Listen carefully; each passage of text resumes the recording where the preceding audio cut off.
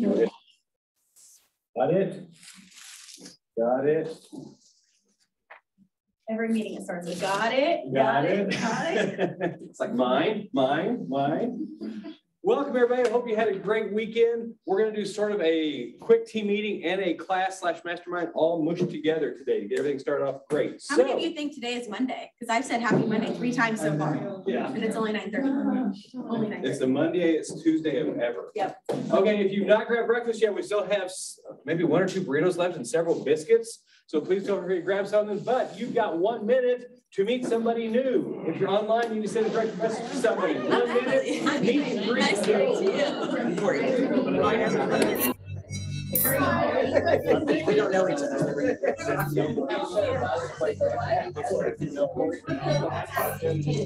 Minus 50 seconds.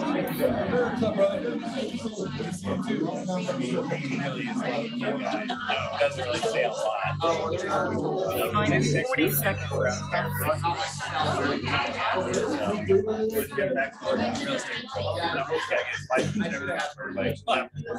Minus 30 seconds. It'll be fun. Minus 20 seconds.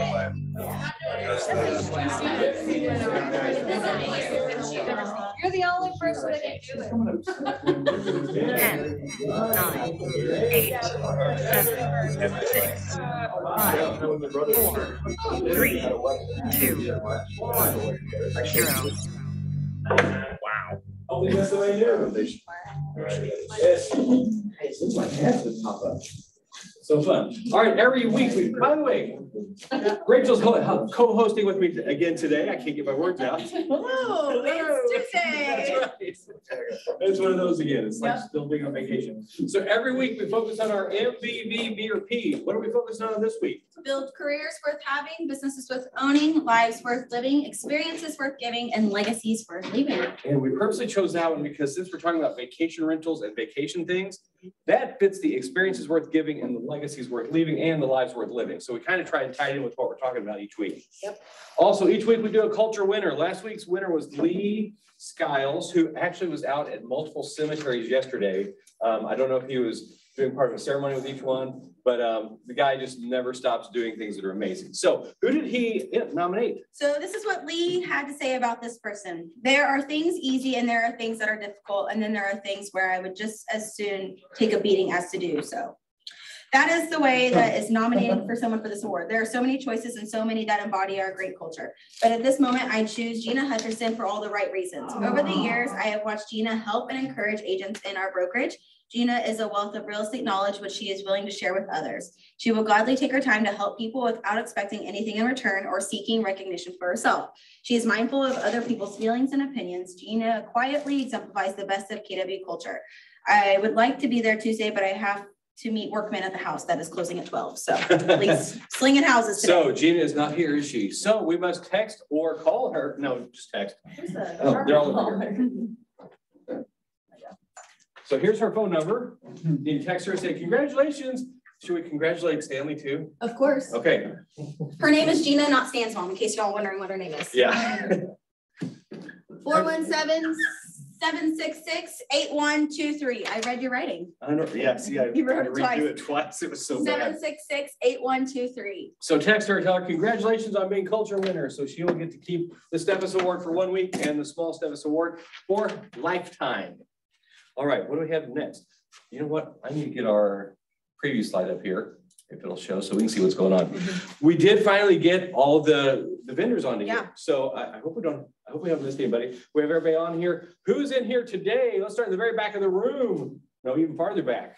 Oh, George. I'm George Brock with the Choice Home Warranty, where we give your clients the power to choose. Go ahead, Jess. Jess Bowman, Bowman Insurance Group. We're here to help you guys with all insurance needs. Who else we got in here? Hello, Alex Costas with Community Mortgage Brokers. If you've never worked with a mortgage broker for your buyers, get more buyers to the table, grow your business, give me a call. Who else is in here today? Oh, there we go. Great American. Norris, Great American Title. All your title needs. And Haley, if you're listening, I think we need to add a CHOSA on here. We were Yep. working on this last week and I just realized, George, we left you off. Your pretty face. Anybody else? How about online? We Nope. got them all. We're good. Awesome. We're so thankful they come in each week. And the main reason they're here is so they can talk with you after the team meeting. So hang out, learn what you can get from them. You know, what resources they have to help your clients. Jim just walked in as we get to his slide. Hey, timing is everything. What you got? Anything? Nothing going on except watch your emails for the compliance issues because I'm getting neighbors today, so. Is there anything specific or? No, there are algorithms, just grab stuff, you know. But they send it to me, I copy you to make sure that you are watching. But everything's good. You guys are wonderful. Very cool. Most group, magnificent group in America. Do we wanna, so we were at a brokers meeting last week at the board. The MRAC was in town. And so one of the big things that they talked on was advertising. So make sure any sort of advertising you ever do, if you put your phone number on there, it has to include the brokerage's phone number. All of this that they're seeing, they came through and gave us a lot of guidelines specific. So if you have any questions on what you can or can't use for advertisement, please see Nicole. She has a whole list of what the statutes say. So they are cracking down on that. And if we were to get audited, it's going to be when, not if, that is something that they will be looking at. So make sure all of your advertising is compliant in that sort of way. Does that include like if you do like open house flyers and stuff like that too? Yep. So anything that you ever put as your own information, you need to make sure. And we will actually be probably touching on that next team meeting, or I know for sure an admin mastermind will be going over it. They gave us a fun little quiz to do of like pick out the things that are wrong and not compliant. And so we're able to post through there of what people call themselves. And if you're talking about your own self, you have to make sure you're listing the brokerage because you can't portray yourself as the broker. If in doubt, put it on there. Yep. Because the phone call comes through here. Haley is great at figuring out who it goes to and getting it straight to you. So we will get the lead to you, but just keep yourself legal. And then the big thing we'll be cracking down on a couple other things is your name. So the law that was passed this last year, realty company or brokerage, you can't have your name listed on that or any other like terms. So they didn't give us any clarification, and I don't think they will. But one of those terms that are most likely going to be in an issue is going to be real estate. So if I call myself Rachel Watson Realty, I can't do that. I can't say that I'm depicting myself as a brokerage. So as you're looking at your names, make sure you're getting that figured out for that side of it too. And yes, Jim. Well, then if you have to file a fictitious name with the state, but we have to file it, we have to own it. You can't own it separately. Now, obviously, we'll give it to you if you ever decide to go to you ever decide to do something other than Keller Williams. Go to a lesser place. Yeah. So, I mean, that's one of the things to consider, but even if you file it, that won't work. It's got to be owned by the brokerage for sure. So, You're operating anything other than your legal license name, then you are operating with a fictitious name and you need to get that registered. So if I'm saying I am Rachel Watson, Realtor with Keller Williams, that's fine. If I am Rachel Watson, Realty company, brokerage, real estate, whatever, that's not what is on my license. And so that's where you need to get it filed for a fictitious name. And one of the interesting things is if in my name, I have like an and sign, if I decide on a different marketing material to use a plus sign instead of the ampersand sign, I am now out of compliance because I registered with the ampersand sign, not the plus sign. So little things like that, you have to make sure you're really getting registered, and you can have multiple fictitious names. It's just anything outside of your license name will have to get registered. then they did clarify that if you do file a fictitious name or you have an LLC and you want to be paid to that LLC, like myself, we thought you could only say this LLC is formed for commissions, but they said it could be commissions and other things too. So, but it has to have specific staging or verbiage in whatever. there too. Yeah, What's that? it has to have specific verbiage of what they give Yeah. us there. So if you want to get paid to the LLC, then it has to say something about commissions in that, but it can be other things too. You could have your Facebook marketing, whatever. And as we get more info on, we'll keep putting it out to you. It's really confusing, we know. That's why we're going to get it to you and have a simple way to keep you compliant everywhere. Okay, so we did have something. Yep. All right. Just a big meeting with the MREC. Speaking of, do not call people you're not supposed to. Do not bring litigation upon Keller Williams, Greater Springfield, or yourself. That is not fun either. No, not at all. Calendar. So we have 2 more days left to May. We have Don's Sellers contract class today, and then Landon's Know Your Numbers tomorrow. So those are 2 big classes. Also, Tomorrow, which is not on the calendar, we do have Aaron Hurd tomorrow. that's The MAPS leadership. right. We got a Yep, so, slide coming up on yep. Okay, cool. Because that was added later on. The June calendar is out.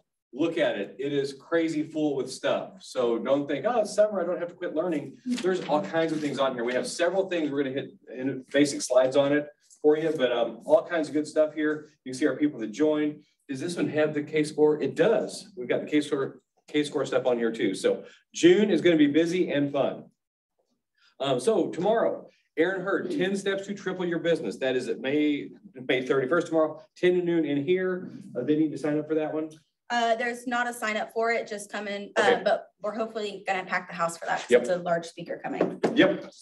Then Ignite. This girl is on fire. Is Shanna down here? No? Is Shanna online, Nicole? I can get her right now.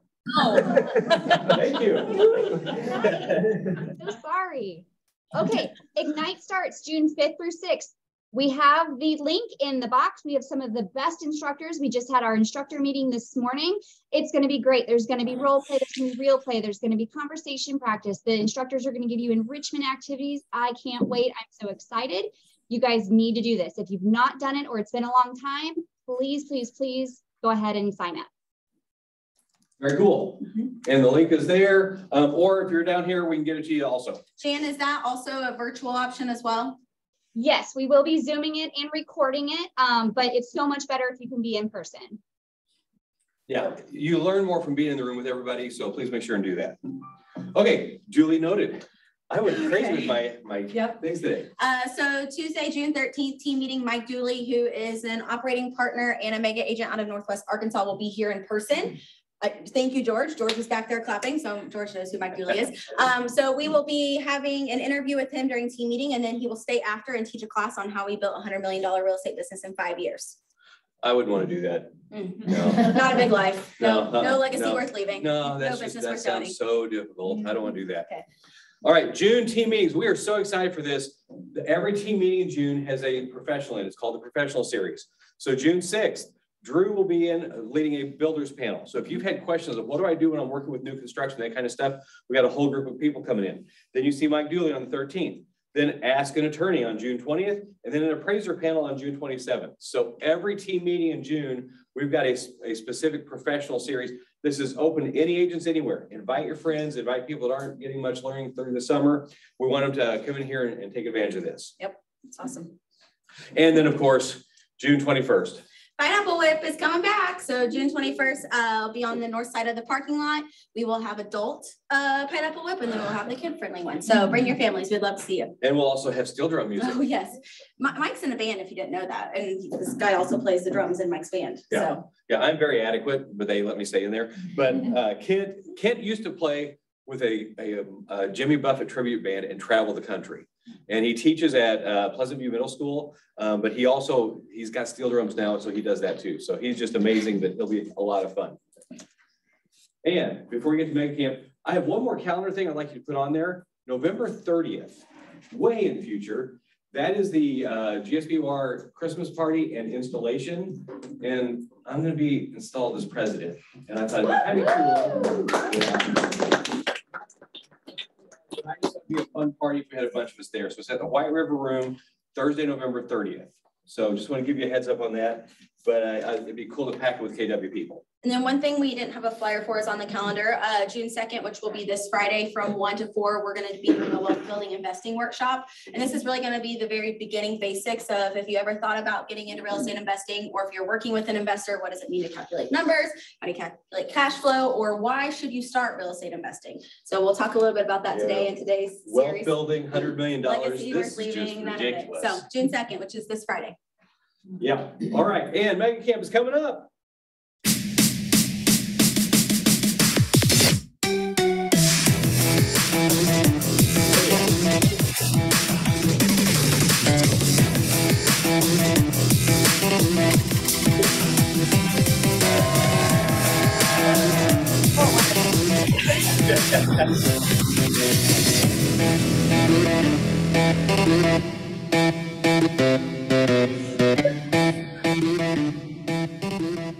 All right, Mega Camp will change your business. It's not ordinary camp, it is Mega Camp.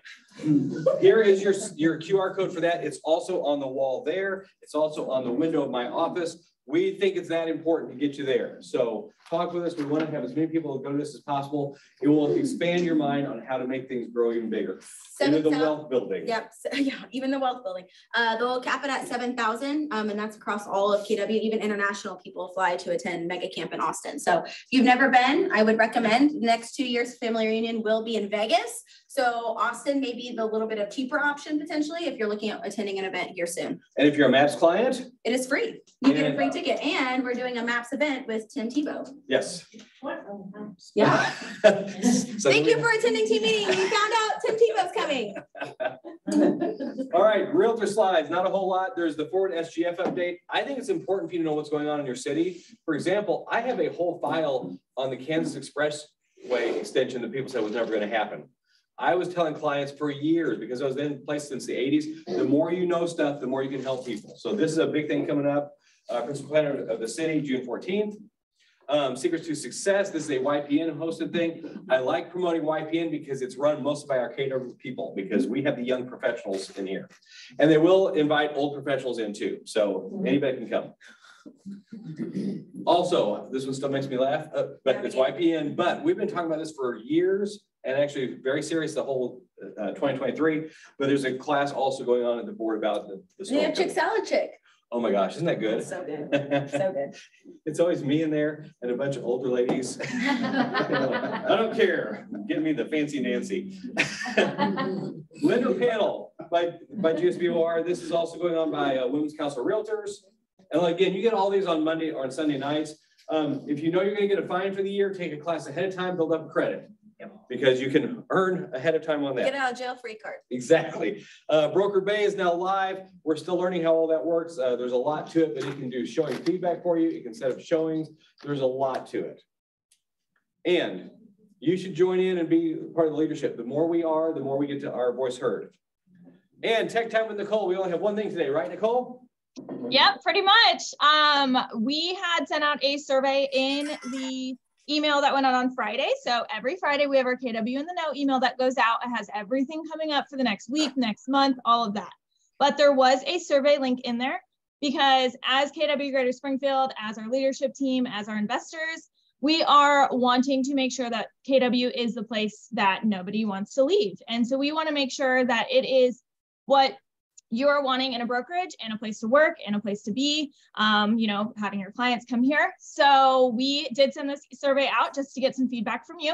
Only a few questions. And then I will also be sending out one for technology in a couple weeks as well. Again, just trying to get to see where you guys are all at. In regards to technology stuff, I am also always willing to meet with you one-on-one. So if you do need help or you are interested in learning more about a certain thing, but you can't make it to classes or maybe there's not one coming up, please reach out to me. I would love to meet with you. And I may also be reaching out to you as well, just to see where you're at with technology. But yeah, survey link, I just posted it. We love to hear your feedback so we can make KW even better. And this is the same survey link here. We want to make sure we're doing things that are important to you. And we don't want to spend time doing things if you don't care about them.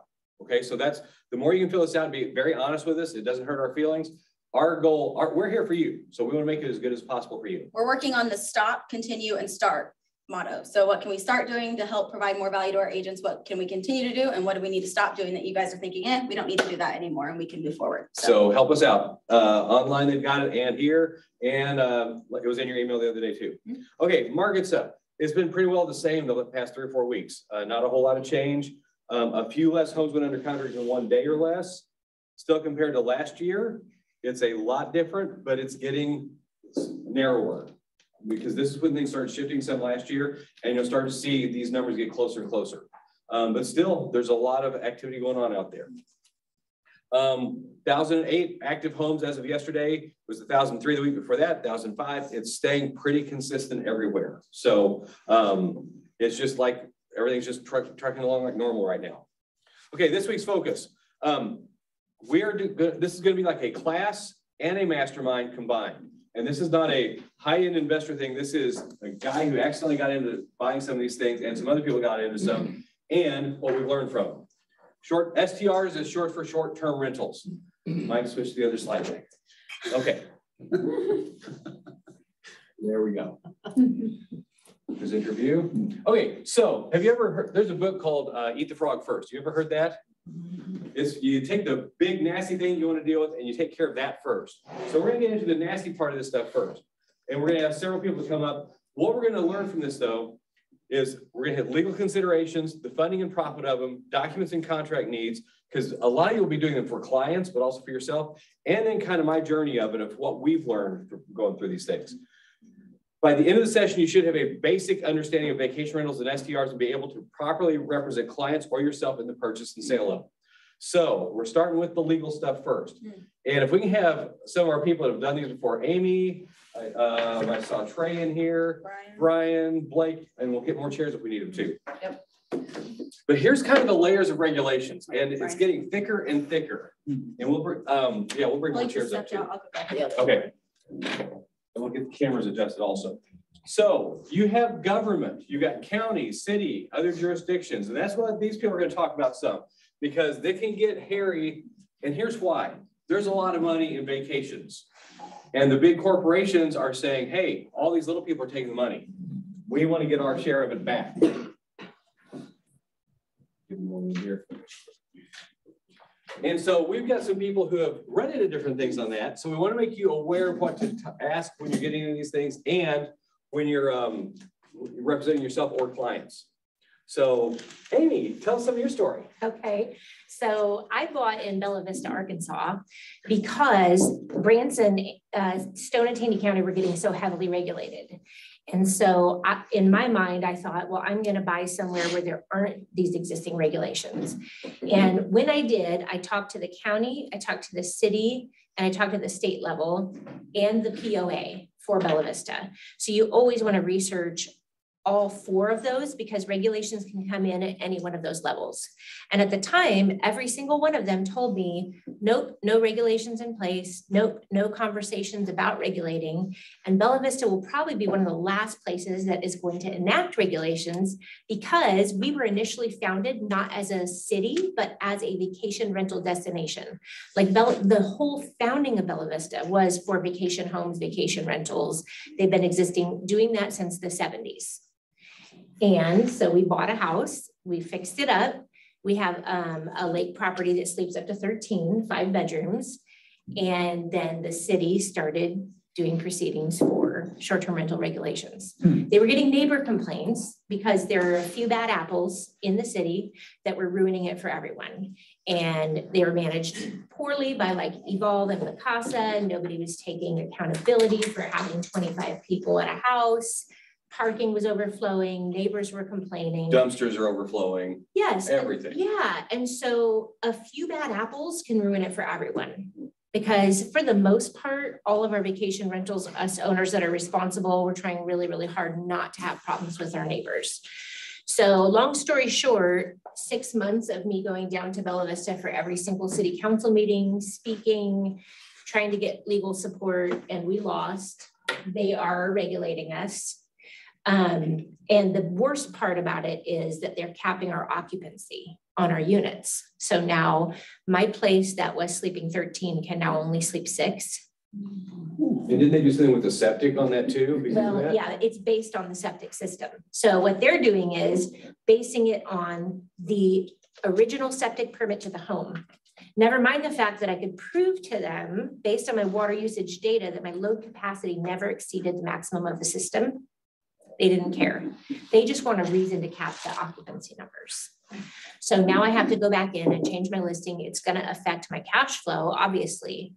If I can get permission to expand my septic system, which is, I've already spent $17,000 on it. It's probably going to be more like $35,000 to $40,000 when all is said and done. And that's if I can get it installed, I may be able to get back to a 12 or 13 occupancy, but it's probably not going to be until next year because there's just so much red tape involved. So just when you think you're doing everything right, you can still have somebody that's over on your side that comes in and like mows down your plans.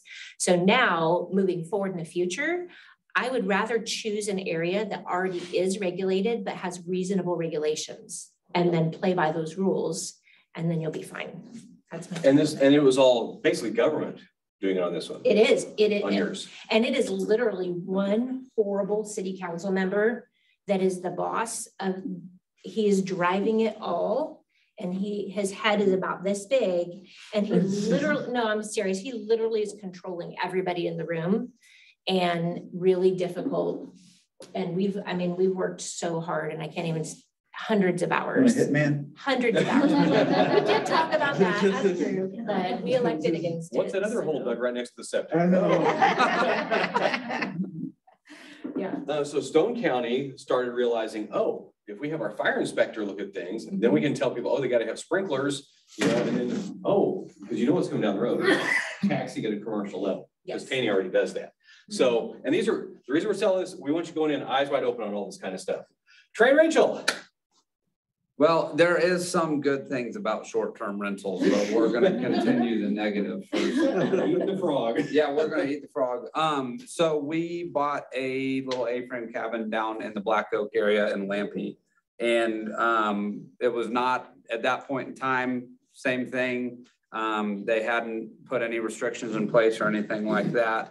And we closed, this was last September, I think, September-ish.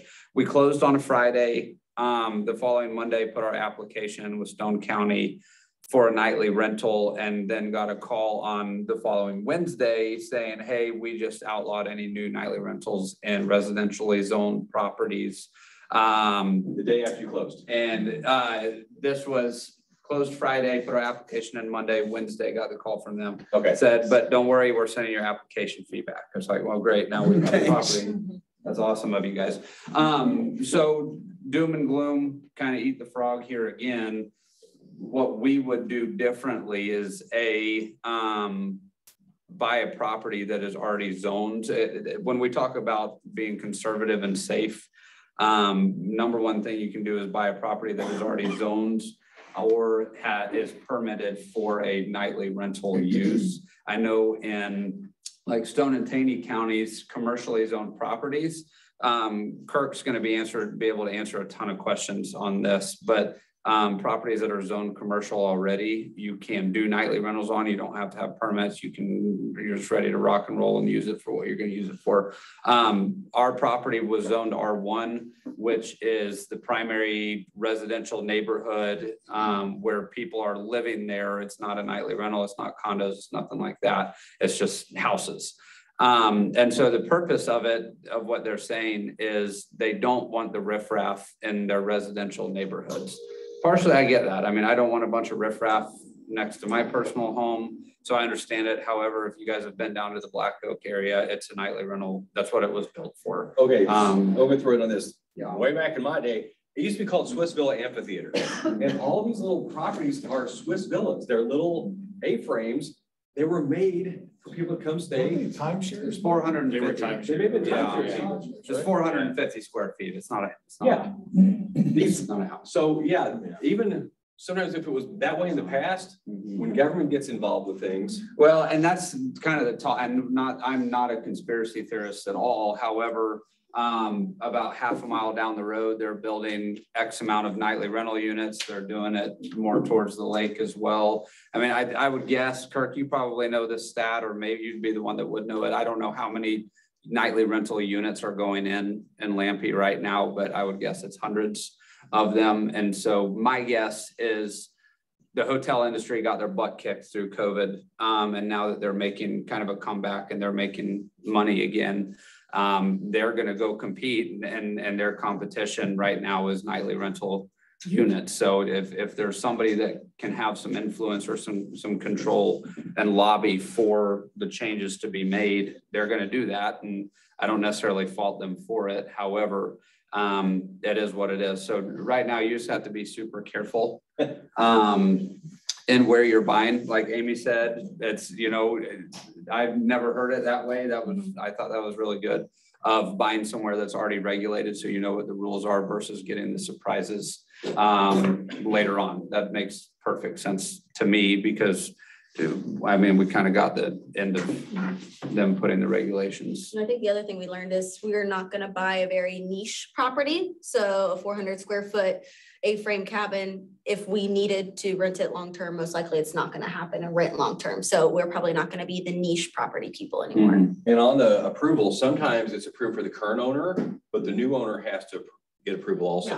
What did we find there? It is not, I've heard that they are transferring. Depends on the county. Stone and Taney are different if it Yeah. transfers or not. So, and Stone, you have to go directly talk to them, and versus Taney being able to call and talk and be able to get a lot of that. Yeah, so I think the biggest piece of advice in my mind, this is conservative Trey talking, but my biggest piece of advice is if you're going to be in a niche market like that, you've got to really, really, really know what you're doing to be safe. And so this is kind of a safety thing. We know what we're good at. We know what we like doing, and that's more long-term. And I don't know what we're calling it. Midterm rentals is what we know and what we're good at. So our thought process is we're going to kind of stay in our lane and do that because we've been able to do it and be successful with that to an extent. So that's find your niche and stick with it. If it's short-term rentals, it's short-term rentals, just know what you're doing. Can you elaborate on the talk in person with Stone County versus a phone call with Taney? So from the research I had done, and then there's an agent in Branson that did a YouTube video over it.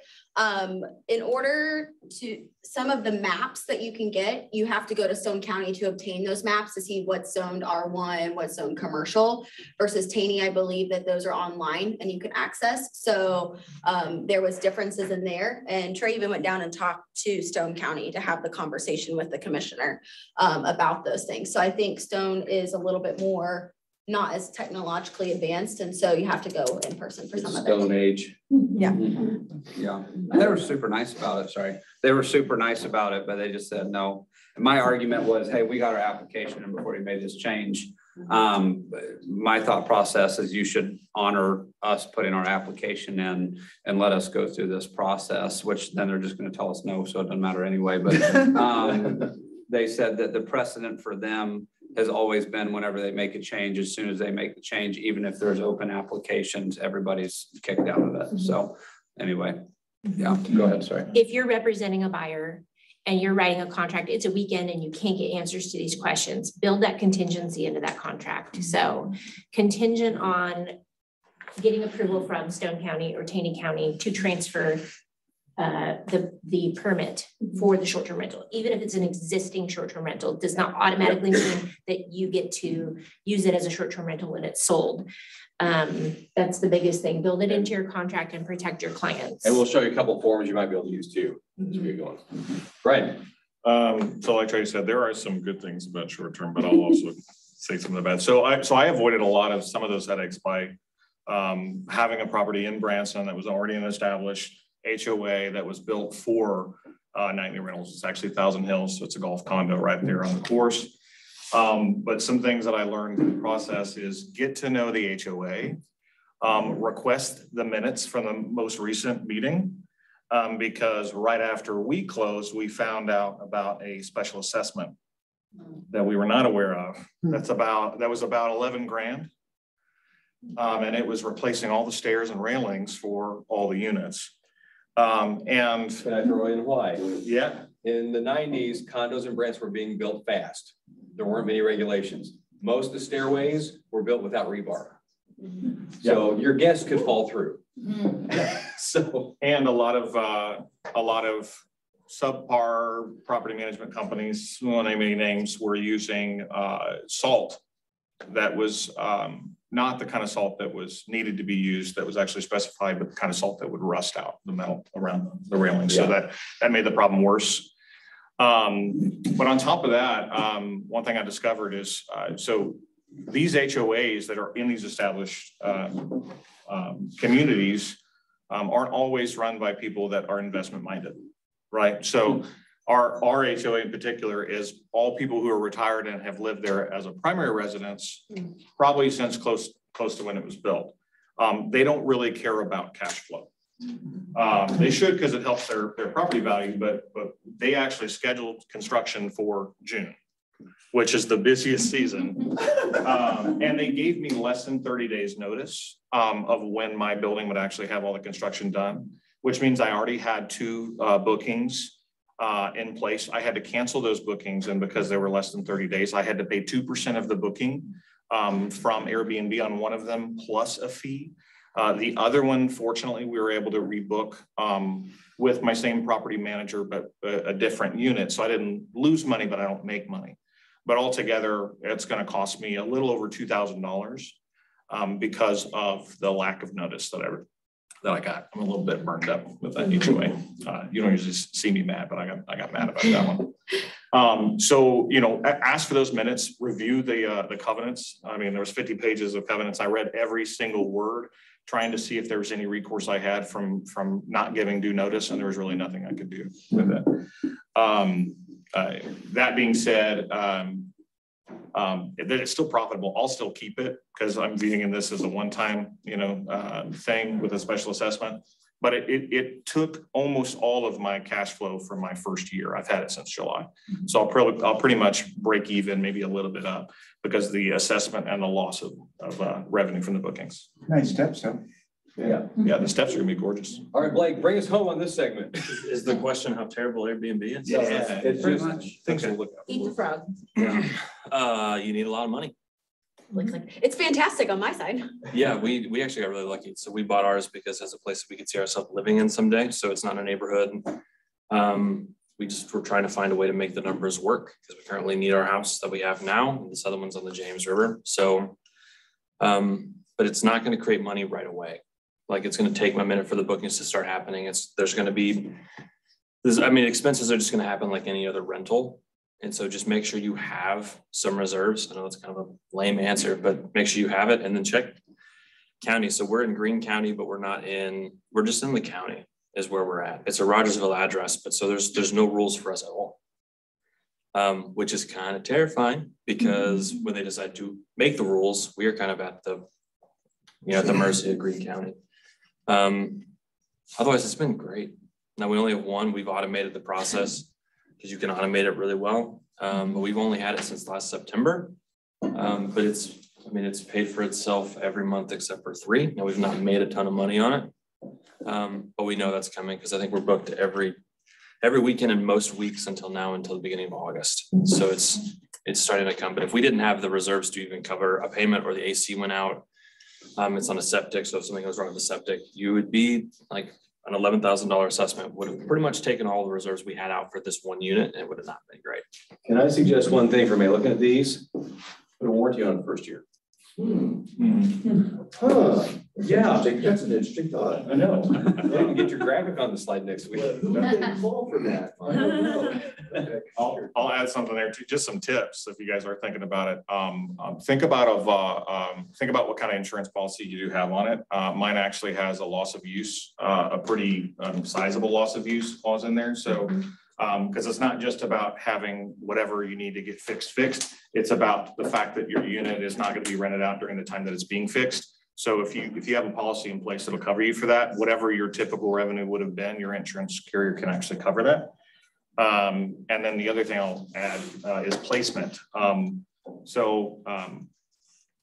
Sounds more doom and gloom. Yeah, so the other big thing about me losing those 2 bookings is I lost placement on the top of all of the major sites. So my unit was actually in the top 3% of all similar units around Branson at the time. Still is right now because we haven't had those losses yet. But it's like the difference between being page 1 or being the top 3 of Google or being like the 3rd page, right? So think about placement too.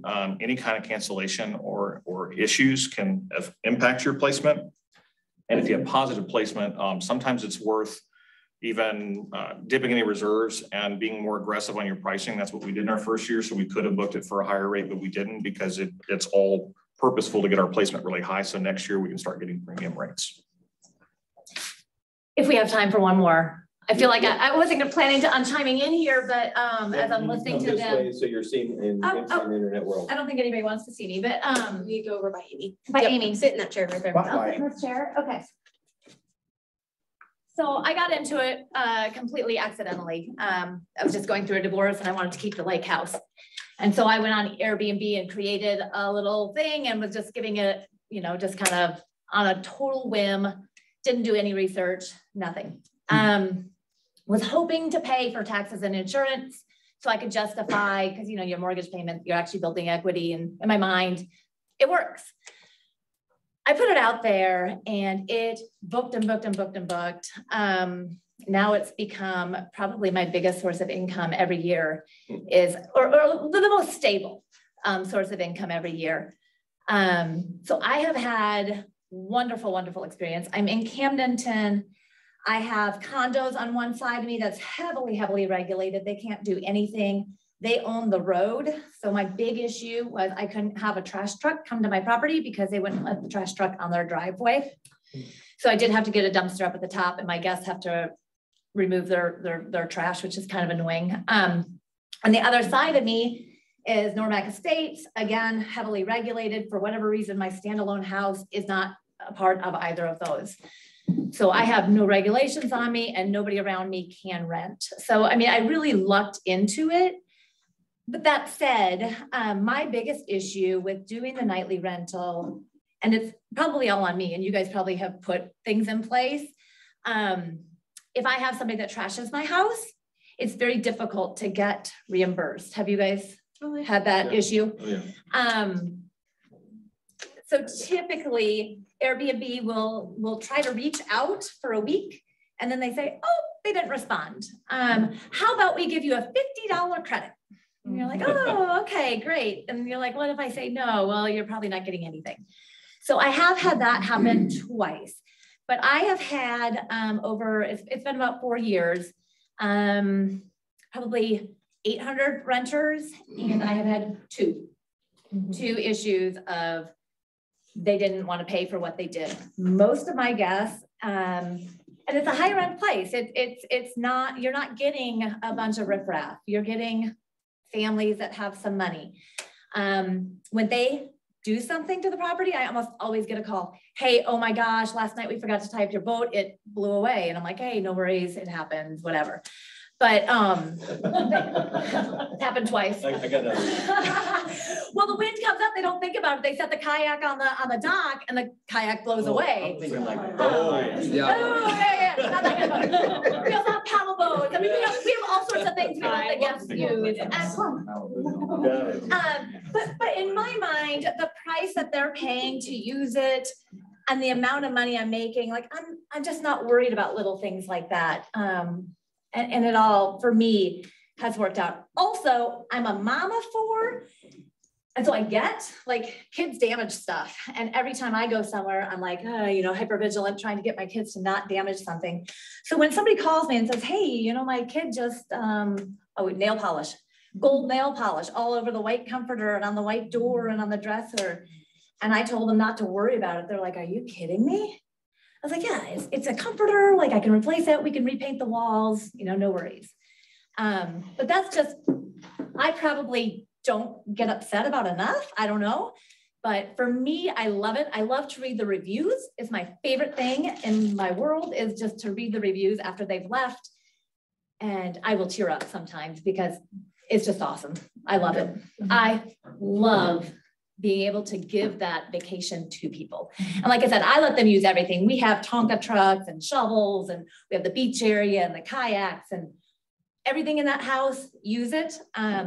I've been usually, because I use it as my personal one, there's alcohol in there or whatever. I'm like, hey, if you guys run out, drink it, just replace it if it's gone. Like, if like it's there. Yeah, I'm like, don't worry about it. Just replace it. That'd be great. And for the most part, I just had really great since this it's not all bad. since this has been a little long, if you have questions for this group, I'm going to ask you to catch them afterwards because I have a lot of input on. But thank you all for being part of this. As they're going down, I want to show you one other thing. You see on the slide it says HOA and COA. I'm going to give you an example to look for. This is Stonebridge, which is a giant. They call it a POA. And actually, I need to. Rich, would you mind adjusting this thing? Thanks. So there's a POA that owns all 13,000 acres. And then inside it, there's the Fairway COA and this COA and this COA and this COA. They all have different rules. You have a COA fee and a POA or HOA fee. Make sure you're aware of both those. Usually they'll list them if the agent knows what they're doing on the thing, but be aware, sometimes I think Point Royale may be the same way. But a couple of these have multiple fees to look at. So just be aware of that. What's a POA? Property Owners Association or Homeowners Association. I've seen both. Like in Stonebridge, last I knew, there were some lots for sale for $4,000. And why weren't people buying them? Because you had to start paying the POA all the time on it.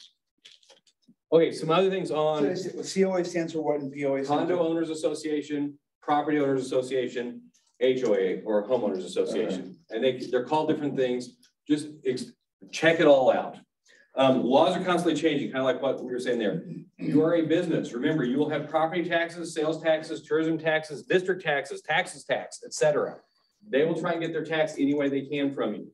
So go into these things eyes wide open. Like everybody up here said, if you can stay in it long enough, it becomes a profitable thing, but it takes a while to get it going. We'll save the question and comments on that section for later. Funding and profit. This is a Dave Ramsey quote. The best financial investment is paid for real estate. Mike Brown's quote, the second best financial investment is financed real estate. I think if you can get into the game, then you're better off down the road than not being in the game at all. And we'll kind of show from some of the numbers I had that have worked on that some. 3 basic ways to buy. Cash, and we're still in a buyer's market or a seller's market, a lot of stuff.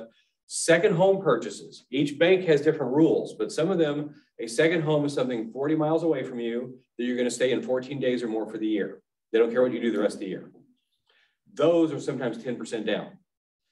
So that's a way to look at all the options. That's why a local banker is so important, because they will have all these different tools. So rely heavily on your local loan people, and then commercial purchases.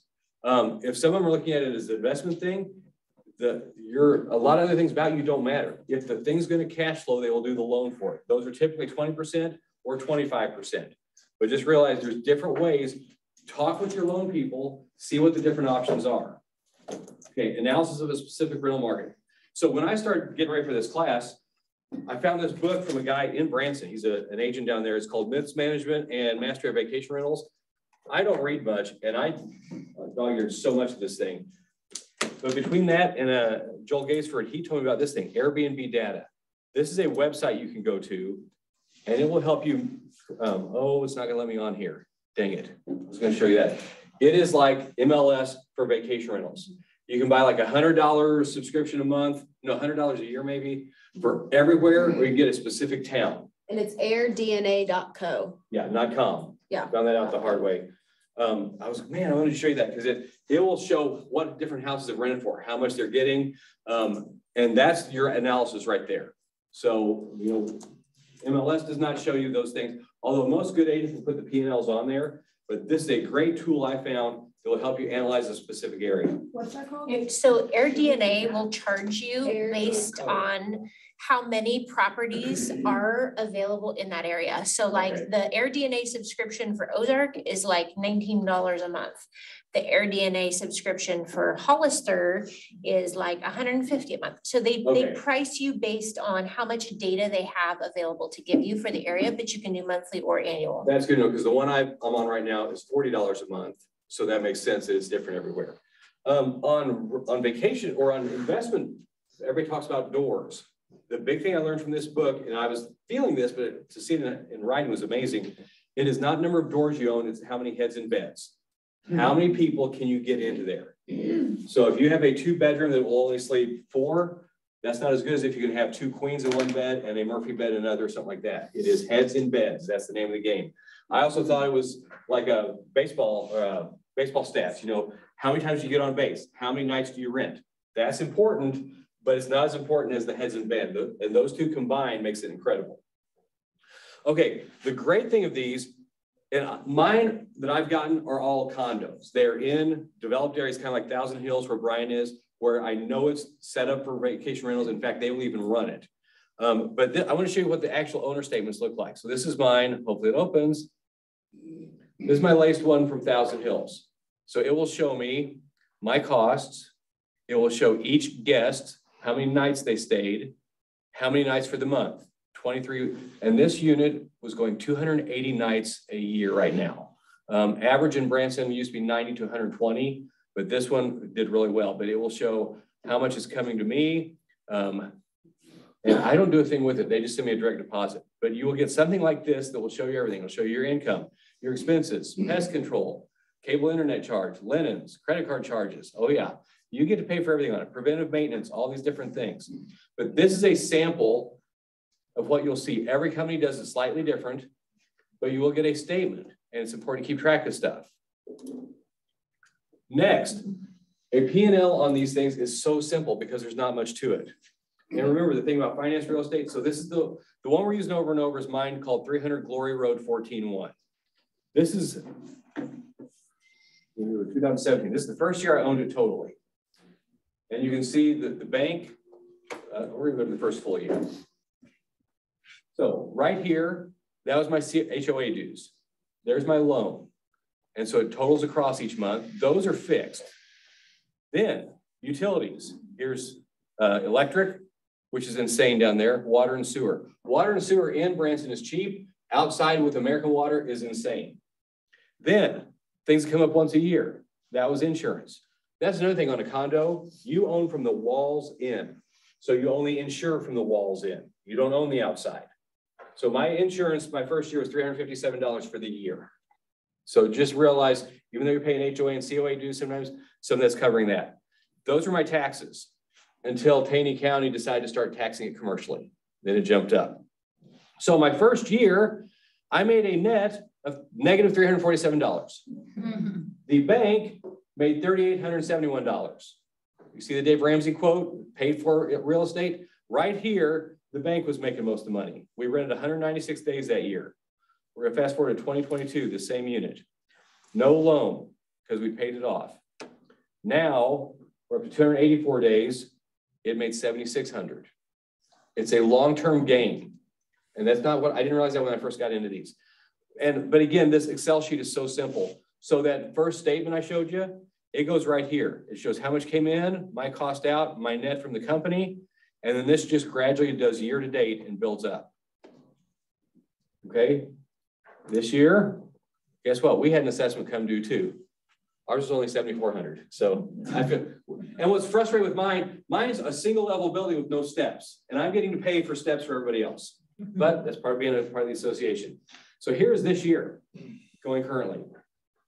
But you can see it's very easy to track. And that's what I love is it's very easy to see what you're doing with it. So it's an easy thing. And I'd share any of these spreadsheets with you. Depreciation. Two different ways to look at it. As you start deducting things, there's what's called repair and replacement, which is deducted over 5 years, I think it is. And I'm not a tax professional. Talk to your tax people. Talk to your attorney people. Talk to all those legal people. Upgrades and the purchase are depreciated over 27.5 years. So sometimes if you're fixing something, is it an upgrade or is it a repair and replacement? Do you want to depreciate it faster? And so in my Quicken, I have these two different categories so I can keep track. What's a repair? What's an upgrade? Yeah. Can I just throw in there, if you are a real estate professional and you're owning one of these for yourself, you need to find a CPA that is very knowledgeable in accelerated depreciation or cost segregation study. Yeah. Because what you technically lose in the advanced depreciation on the purchase of one of these can offset your real estate income, and you could save like $40,000 in 1 year on your taxes. I saved like 15,000 in my tax liability this year because of doing it. Yeah, I saved 40 from last year. Yeah. So again, I would rather get into the game and have a loan because of all these other things that you can get on the backside of it. And that's some of the stuff I put as the unmeasurable value. Guess what? Every time you go on a vacation, you're on business. You are looking at new properties, you can deduct those. You know, again, check with your attorney, check with all that. But everything you're doing on these is towards a business cost. Tax deductions, travel. Anytime you see me at Disney, I'm on business. We have a spot down there. So we're on a business trip, but our LLC is for rentals and experiences. Oh, guess what? I've got to check out the experiences so I know what I'm doing for my guests. Again, check with your tax person, make sure you're labeling everything right. But so as part of ours, we actually own a timeshare. Do not ever buy a timeshare unless you're a timeshare seller. Then I'm sorry I said that. This one was given to me. It is the third week of January every year. So Becky and I have our Brown Town Properties annual meeting. We have minutes. We have an official meeting. We call to order. We go through all the financials for the year. So that is our annual business trip to Orlando. Here's our minutes. And then I have to submit that to our Florida attorney. But if you're gonna make it a business, run it like a business. And all these things help you down the road. I still haven't gotten into the cost segregation thing. I need to, because I've seen how much that makes a difference on it. Other factors. This is interesting from the book. Name your property. Don't just say, well, it's unit 3B. Give it a name, then people that sticks with them, and they will remember it more, especially online. Furniture and supplies. Buy sturdy furniture. You don't know what's going to happen on it. Okay, you don't know what people are going to be in there. I've learned glass tabletops or composite materials, because they'll take that hot bowl of soup or something, put it right on that table and ruin it. So glass tabletops have helped me a lot, but now these composite materials are pretty good. Washable items. We bought this beautiful comforter for once, and then we realized, oh, we don't know what people are doing on that. And it's hard to clean those. Get stuff that can be cleaned by the laundry company. Quilts are good, but anything thick, because you don't know what will happen. Things will get broken and misplaced. They say the average stuff lasts 5 years. So just assume every 5 years, you got to be replacing things. Extra, you need to think about adding extra to make people come back. Brian, what is in yours? Is there a arcade? Yeah, we do. Yeah. So I actually have an arcade in the sunroom that overlooks the fairways. And it has Golden Tee golf, shuffleboard, and bowling. And we have a fully stocked board game cabinet that has more than just Yahtzee. I mean, it's like Catan. I mean, it's like a board gamer's dream in there. People remember that stuff. Ours at Florida has a beach wagon in there and beach chairs. So you don't have to go buy your own. You just grab our wagon, roll your stuff down the beach. And that people remember that, they come back. That's the thing. I remember who was talking about getting into the system, and then the next year, the repeat stuff, like that little one went from 190 days to 280, and the reviews are incredible. You read stuff and you realize, oh my gosh, that's what people are doing these for. And so that's pretty cool. Pool tables, video games, things that stand out. Make yours stand out by putting something extra. And put stuff you're going to use. Make it somewhere you can go and enjoy. Okay, on the financials, any quick questions? I know we're running a long on time. Again, check with legal people. Jim. Nobody mentioned cleaning these things. What does that cost a year? Nothing, because it is put in as a cost to the person checking in. So when you book in an Airbnb or Vrbo or some of these, it'll say rent, cleaning fee. Right. But it's a pass. So who's doing the cleaning? Who's doing the cleaning though? There's multiple cleaning companies.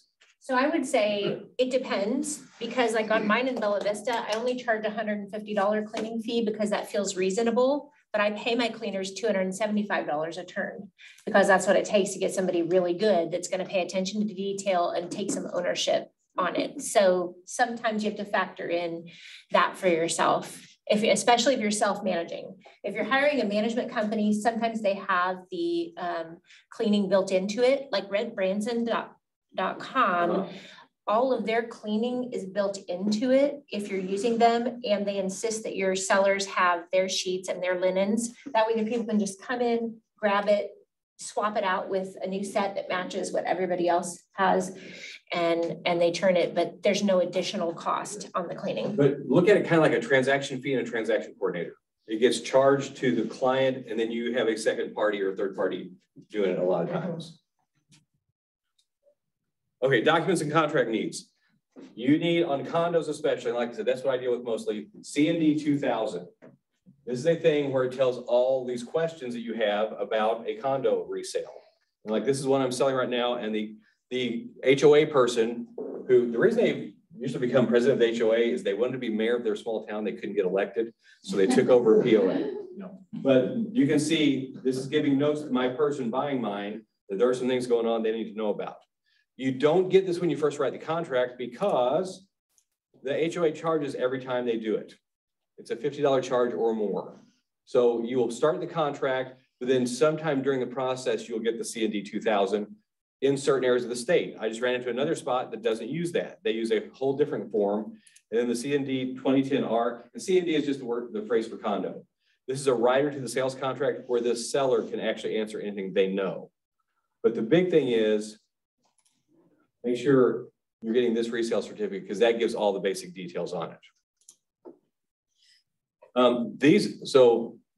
The guy that wrote this book, he does a lot of vacation rentals down there, and then this company changed from him. The one I'm currently under Here's the two addendums they used. These are made by an attorney. We don't have permission to use these. But this spells out authorization to offer nightly rentals, which is applicable. Personal property included, because that's not part of a loan. These whole documents, I think you could use some of it. Again, it is legally somebody else's property, but when I saw these, I thought, holy crap, this is what I've been looking for. Disclosure by seller of short-term rental reservations. What happens with any that are currently booked? Who's going to manage them? This fits all those different questions. Reservation receipts, hold harmless. That's one of the forms they used. And then this one, which goes into more contract for sale of residential real estate, but it also has all these different things. Again, we do not have legal permission to use these, but a lot of them, the wording we could possibly look at. And this says, you know, buyer to hire 1,000 Hills on mine. But I thought these were amazing. And the inventory list, what's staying with the thing? Well, the way this company did it, pictures worth 1,000 words. So they took pictures of every spot, every room. I put in a little note like the internet doesn't belong to me, so they don't have that, and they can't have whatever this little blue thing is. I think it's a pest deterrent, but I'm not sure. All the furniture, all the supplies, they open the cabinets, so there's no question which things. So that suddenly I can't switch out an old refrigerator for the one that's there. But this was signed and initialed by both parties. So that's a great way to use it too.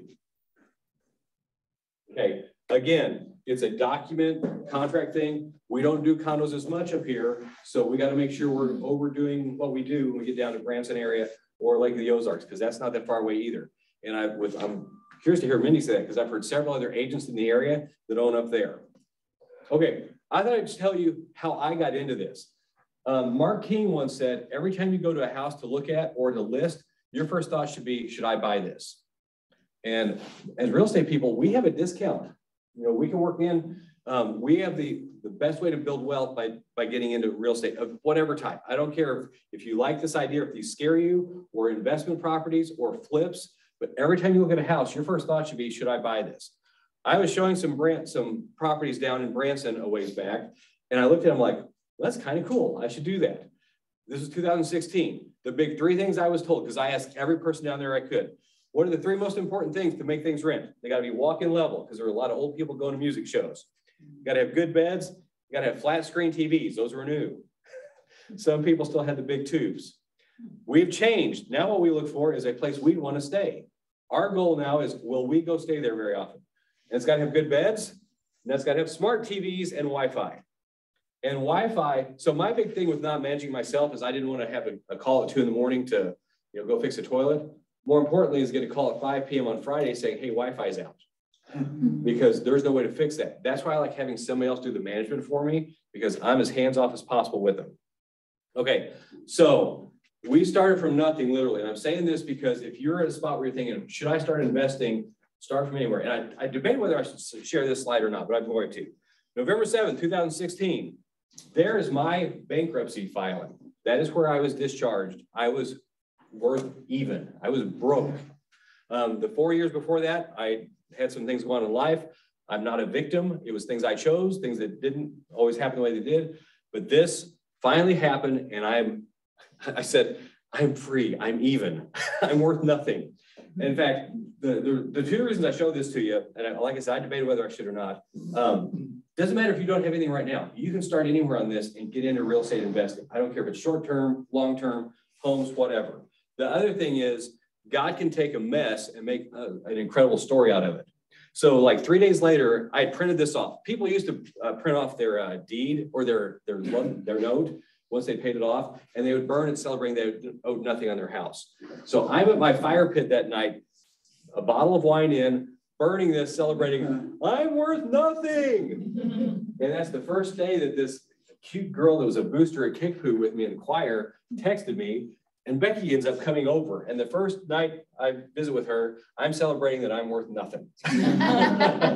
There's a whole story to how we've met and everything, but I was a bottle and a half wine into the wine by the time she got there, and there was no filter left. So she knew everything about me from day one. So wherever you're at, it can turn into something amazing. So right after that, remember, I'm bankrupt. Who's going to loan me anything? My credit score's shot. I have nothing.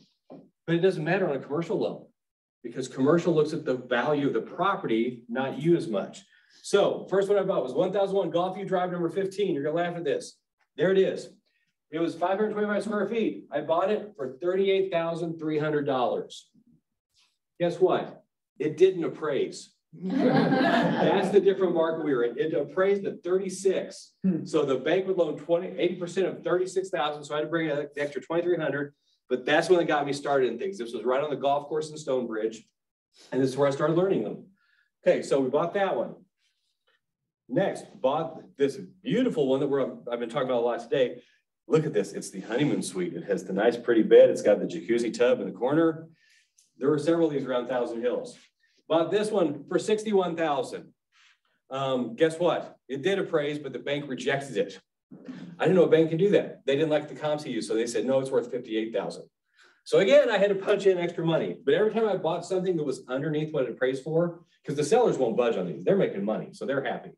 So, but every time I've done that, it has spurred that area to start increasing in value. So if I see something under appraised value, that's just guaranteeing the bank. Okay, so we bought this one. It was ugly. The kitchen was a mini fridge and a TV stand with a coffee maker on it. When we pulled the carpet up, there were coffee stains from 1990, whatever this thing is. Okay, so we bought those two. Then life happened.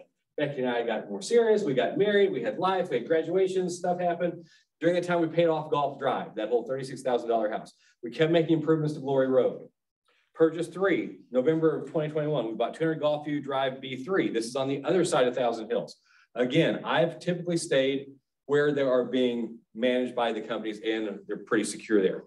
This one, market's changed, listed at 150. I was the winning bid at 170, as opposed to 30. So a year before, the same size unit was selling for 94. That's what was going on down there right now. So that one, then we decided to sell Golf Drive.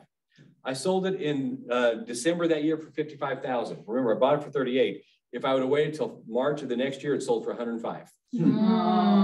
But I thought, oh man, why didn't I wait? When we sold that, we took the money from that, paid off Glory. Then we got a line of credit off of it because Glory is now worth $127,000. So I can get a line of credit for up to 80% of that. That was the funding we had, basically $80,000 of buying power.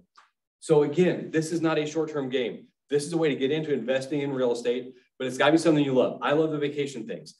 Trey and Rachel love the long-term rentals. You gotta find what you love and stick with it, okay? That gives $80,000 line of credit. So here's purchase 4, August of last year. 1530 Miracle Strip Parkway. That's not a local address. This is on the beach in Fort Walton. This is a video my daughter made of it. Might be too loud.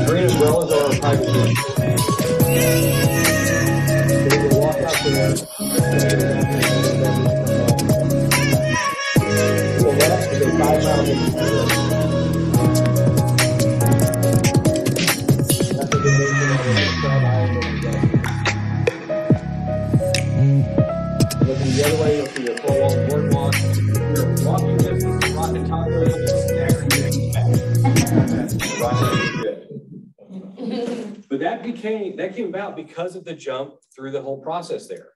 We don't want to watch that again.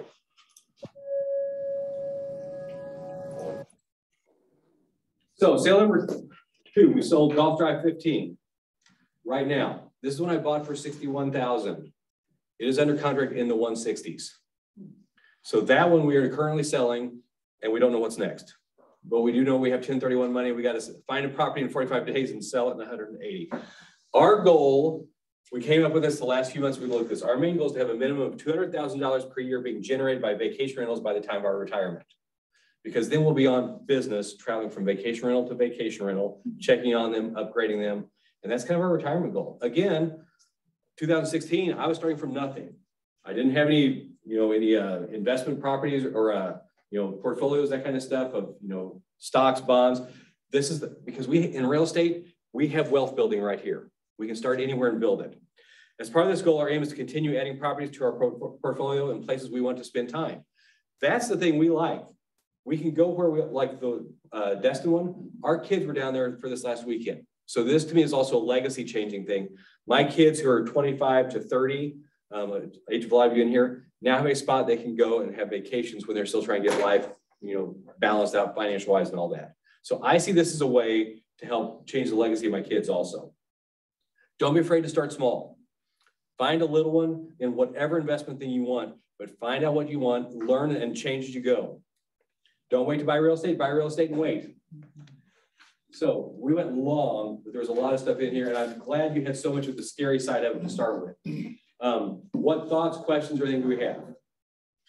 Very cool of you to share that with us. Oh, yeah. Like I said, I didn't know if I should or not, but I thought, you know what? God put me through it for a reason, and there's a whole back story to that.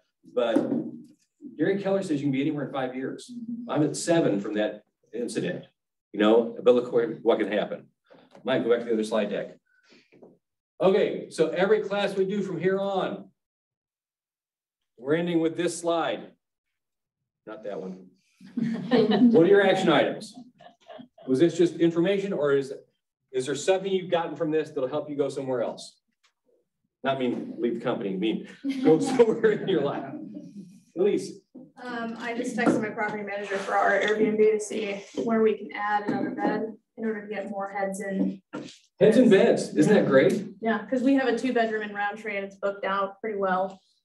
We've had no issues with it, except we've had one party and they cleaned the house really well. You just can't smell a picture. So when we turned it into Airbnb, that was really good. I was like, damn, you've done it before. But yeah, I mean, we're trying to figure out how we can put more heads in beds. Amy. I would say on that, make sure it matches fire code occupancy. Yeah, we've already, we talked about it. Because there's some in Branson that have tried to cram more than, they're adding like a bed and bunk beds and, they're putting 20 people in a 4-bedroom house. And you're also going to put a lot more wear and tear on your home if you do that. So there's a balance for sure. We actually wanted to make it more, we added a kid's kitchen. Nice. And a bassinet that's like super regulated with a bunch of stuff, and a crib. Nice. Same thing. So, and that seems to have actually helped a lot. I'm sure this is location dependent, but my property manager, when I was doing analysis on it, is 3,000 to 5,000 revenue per year for every 2 added occupants. Yeah. So it can make a big difference. Yeah. Because people want to bring, especially when you get 2 families to stay together, because they're going to try and save money. Or if you're near baseball parks, because all these baseball teams are traveling. So look for these things when you're trying to find them. And again, it's scary. There's some weird stuff that can happen, but I'll tell you the one we're looking at right now, we're pretty happy if it comes through. So it can be life-changing. Yeah.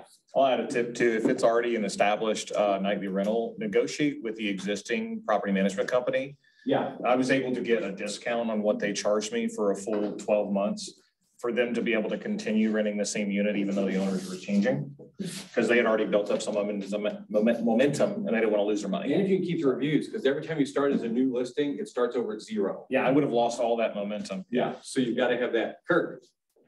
I just want to bring something to everybody's attention. There were a lot of concerns about county regulations and HOAs and CCRs. Little known fact, and I'm going to give you guys the name of this and let you do your own research and talk to your attorneys about this. My attorney's interpretation and my interpretation could be a little bit different, but I want everybody to write this down. It's Missouri House Bill 1662. It was passed last July. It was signed last August or September by Governor Parsons. And what it does is it lifts the restrictions on the types of businesses that can be run out of the home. One of the unintended consequences of this bill being passed was that it approved nightly rentals as a business as long as the occupant of the home is the primary resident.